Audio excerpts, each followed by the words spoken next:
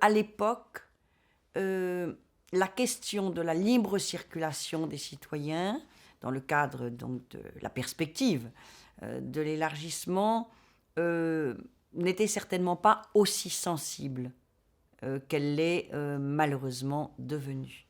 Peut-être que nous aurions dû mieux anticiper. Et peut-être que les institutions, la Commission, le Parlement, auraient dû prévoir que ces problèmes pourraient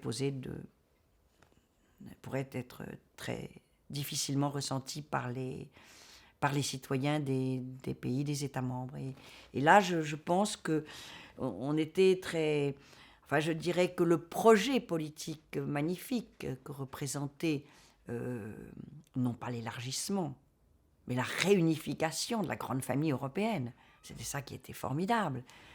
Je pense qu'il faut toujours avoir le courage de faire son autocritique. Je pense qu'on n'a peut-être pas été suffisamment conscient d'une préparation des populations, des citoyens, d'abord de leur faire comprendre la portée de cet événement, de faire comprendre aussi aux entreprises et aux salariés de ces entreprises qu'on n'allait pas aller leur voler leur travail mais qu'au contraire, c'était l'ouverture du grand marché unique à plus de 140 millions de citoyens de plus. C'était quand même pas rien. C'était des opportunités économiques formidables. Tout ça n'a pas été suffisamment vu.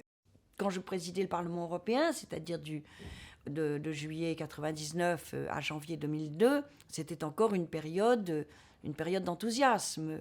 C'est après que les difficultés sont venues. Je pense que finalement, l'Europe peut commencer à vivre une période plus difficile. Pas encore de crise, ou peut-être de crise sous-jacente, malgré tout.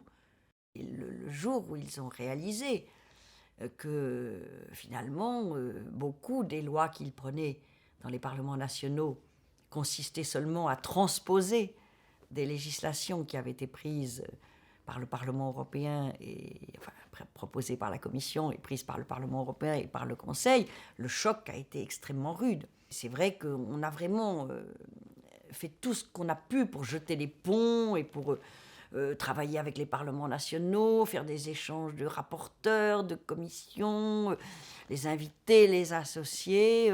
Ça a été très difficile.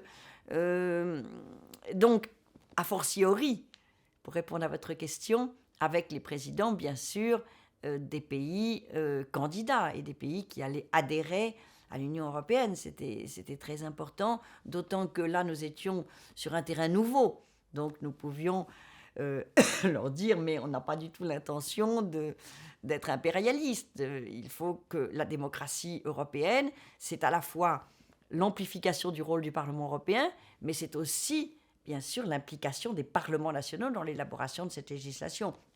C'était un travail pédagogique. Les relations ont toujours été tout à fait excellentes avec ces présidents.